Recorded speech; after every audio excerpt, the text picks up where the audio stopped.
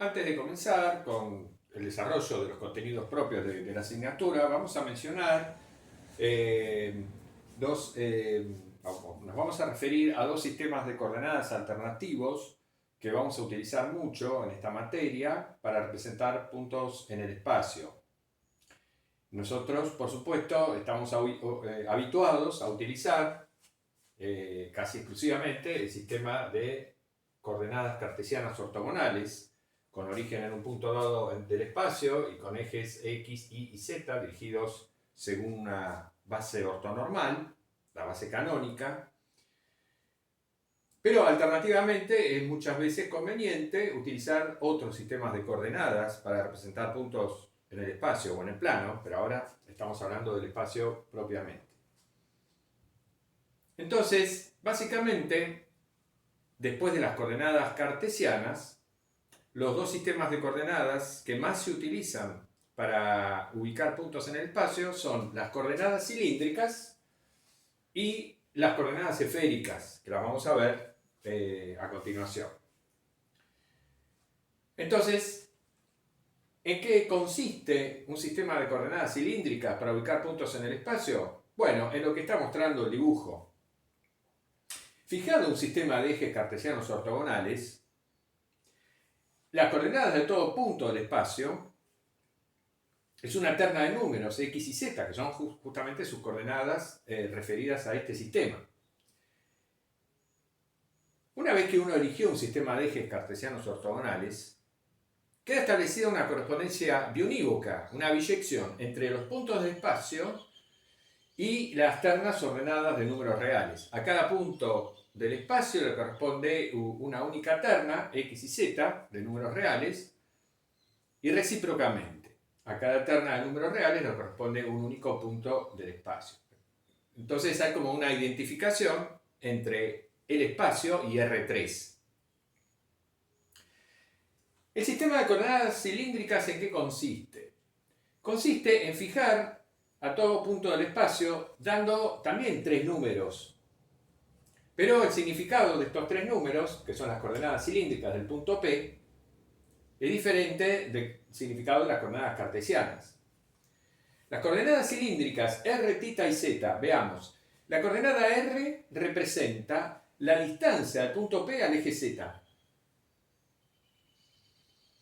La coordenada θ representa la coordenada polar, angular polar, de la proyección ortogonal del punto P sobre el plano XY. O sea, en definitiva, entonces, Rθ, estas dos primeras coordenadas cilíndricas, son las coordenadas polares en el plano XY de la proyección ortogonal del punto P sobre ese plano. Y la coordenada cilíndrica Z es la misma coordenada Z, obviamente, cartesiana, representa la distancia del punto P al plano XY. Esto que tenemos acá. La distancia con signo. Z puede ser positivo o negativo. Entonces, el rango de valores, las coordenadas cartesianas, para x y z, ya sabemos, x puede variar de menos infinito a más infinito, lo mismo y lo mismo z. En el caso de las coordenadas cilíndricas, les asignamos este rango de valores. ¿Qué pasa? Las coordenadas polares r y θ, sabemos, r representa la distancia del punto P al eje z, entonces va a tomar cualquier valor positivo. Entonces el rango de variación es r mayor estricto a 0 hasta infinito. Θ lo hacemos variar de 0 hasta 2pi. Θ mayor o igual a 0, menor a 2pi. Y z, por supuesto, de menos infinito a más infinito. El hecho de que yo tenga definidas, digamos, las coordenadas cilíndricas, como lo hemos mencionado, implica que yo, a diferencia de lo que ocurre con las coordenadas cartesianas, yo no puedo representar a todo punto del espacio mediante sus coordenadas cilíndricas.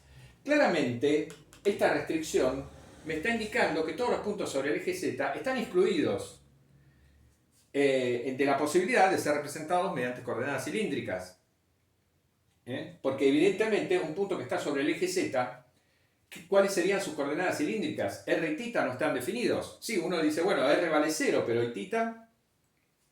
La condición es que, asociada con un sistema de coordenadas, en una región determinada del espacio, es que yo pueda representar a cada punto de esa región de una manera única, con 3 números que son sus coordenadas. Entonces, por ese motivo, estrictamente hablando, todos los puntos sobre el eje Z están excluidos, es decir, no tienen representación en el sistema de coordenadas cilíndricas. Bueno, por supuesto, la relación entre las coordenadas cartesianas de un punto y las coordenadas cilíndricas de ese mismo punto, si tengo un punto P del espacio, y estas son sus coordenadas cartesianas y estas son sus coordenadas cilíndricas, entonces la relación que existe entre x y z y r θ y z es esta, por supuesto, ¿no?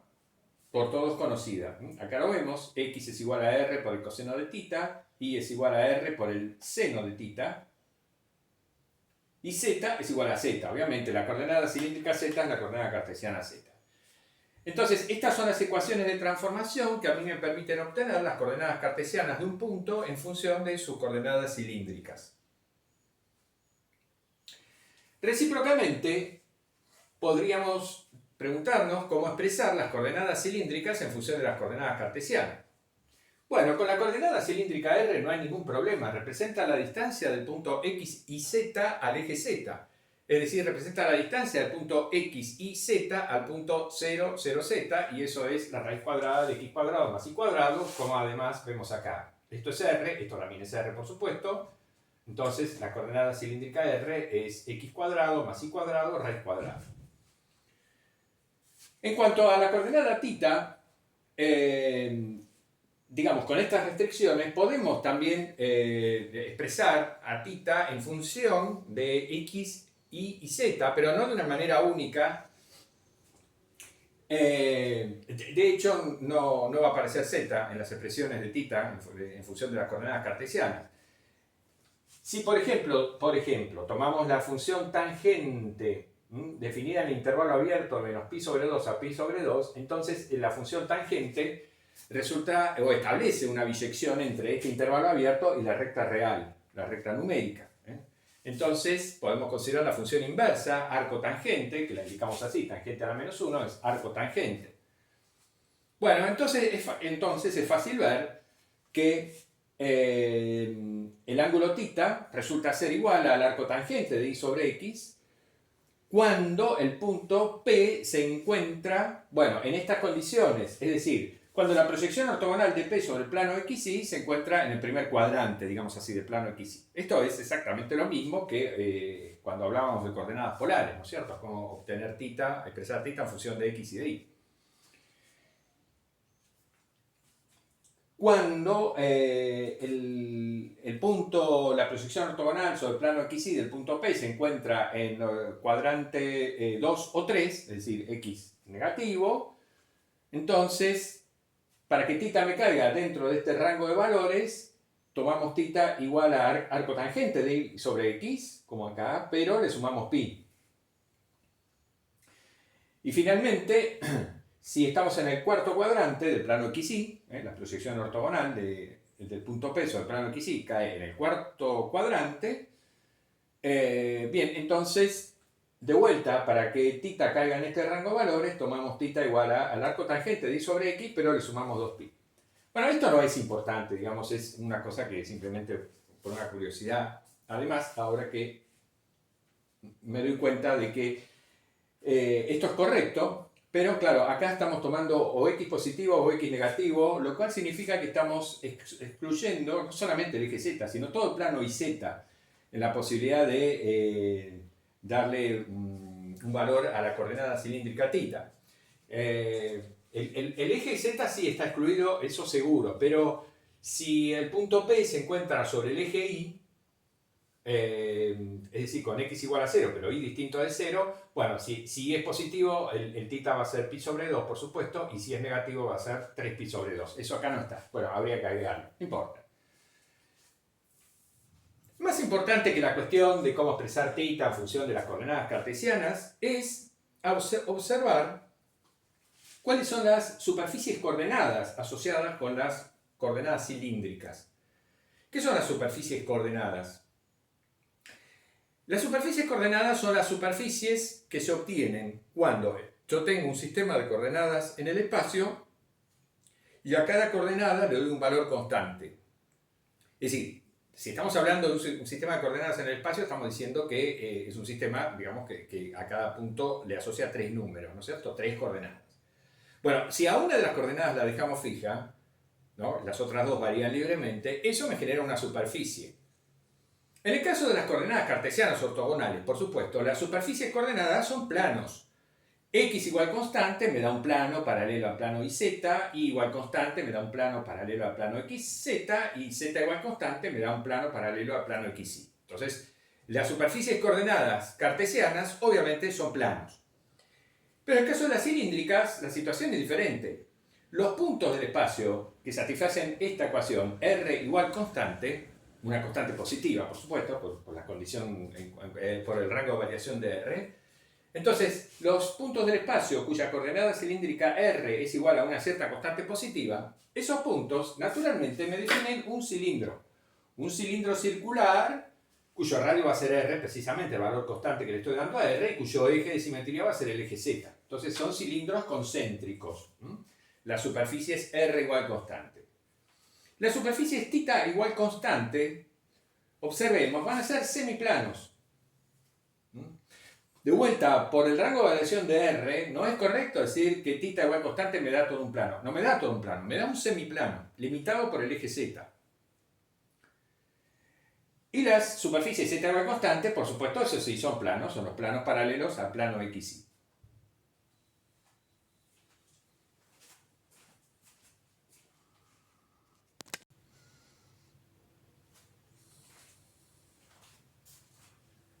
Bueno, y las coordenadas esféricas consisten en fijar la posición de un punto P del espacio, dando 3 números, por supuesto, ρ, θ y φ. El primero es la distancia, la coordenada esférica ρ representa la distancia del punto P al origen de coordenadas, ¿no? Referimos las coordenadas esféricas a un sistema cartesiano ortogonal previamente fijado. Entonces, a partir de él definimos las coordenadas esféricas, como hicimos con las cilíndricas. Entonces, si un punto P tiene coordenadas cartesianas X y Z, y ese punto P tiene coordenadas esféricas ρ, θ y φ, ρ representa la distancia del punto P al origen de coordenadas, y θ y φ son dos ángulos, por supuesto. Θ es el ángulo polar correspondiente a la proyección ortogonal del punto P sobre el plano XY. Es decir, en la misma coordenada polar o la misma coordenada cilíndrica que lleva el mismo nombre. Este sería el ángulo θ entonces.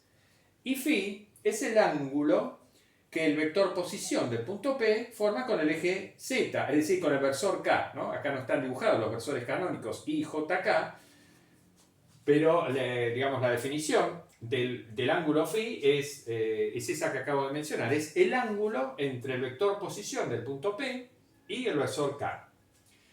Los rangos de variación de las coordenadas esféricas entonces son estos que están indicados ahí. La distancia ρ es estrictamente más grande que 0, cualquier número positivo, ¿no es cierto? Puede tomar cualquier valor positivo. Esto me está indicando que estamos excluyendo al origen como posibilidad de representar las coordenadas esféricas. No se asigna coordenadas esféricas al origen. La coordenada θ, el angular θ, por supuesto, es la de siempre y entonces varía de 0 hasta 2π. Y la coordenada angular φ, como es el ángulo entre dos vectores, varía de 0 hasta π. Y a partir del dibujo obtenemos rápidamente las ecuaciones de transformación que me relacionan las coordenadas cartesianas ortogonales con las coordenadas esféricas. Si un punto P del espacio tiene estas coordenadas cartesianas y el mismo punto tiene estas coordenadas esféricas, entonces se cumplen esas tres relaciones. X igual a ρ seno de φ coseno de θ, y igual a ρ seno de φ seno de θ, y z igual a ρ coseno de φ. Eso lo vemos en el dibujo porque al multiplicar ρ por el seno de φ, al multiplicar ρ por el seno de este ángulo, lo que obtenemos es esta longitud. Ρ seno de φ me da esta longitud, que obviamente es la misma que esta. Es la coordenada polar R de este punto, ¿verdad? Entonces, ρ seno de φ, al multiplicarlo por el coseno de θ, obtenemos x, la coordenada x. Al multiplicar esta longitud por el seno de θ, obtenemos esta longitud, que es la coordenada y. Y por supuesto, al multiplicar ρ por el coseno de φ, obtenemos z, la coordenada cartesiana z. Obviamente que siendo ρ la distancia del punto P al origen, bueno, esta es su expresión en función de las coordenadas cartesianas. Es tomar la raíz cuadrada de x cuadrado más y cuadrado más z cuadrado, porque justamente esto que tenemos acá representa la distancia de este punto al origen. Es la norma del vector posición del punto P. La coordenada angular φ, esta coordenada, siendo el ángulo entre el vector posición del punto P y el versor K, entonces φ es el arco coseno de z sobre ρ, que vendría a ser, bueno, ρ es esta raíz cuadrada. Bueno, lo vemos acá claramente. Yo divido por ρ, z sobre ρ es coseno de φ. Tomo el arco coseno, eso lo puedo hacer porque consideramos al coseno como función definida entre 0 y pi, y entonces se establece una biyección entre el intervalo 0 pi y el intervalo cerrado menos 1, 1. Entonces, esto está correctamente bien tomado, y φ va a ser siempre un ángulo entre 0 y pi, como tenemos acá. Y finalmente, bueno, la coordenada θ es la coordenada polar, va a quedar expresada en función de las coordenadas x, y únicamente, y obtenemos esta expresión de la misma manera que lo hicimos para el caso de las coordenadas cilíndricas, o para el caso de las coordenadas polares, por supuesto.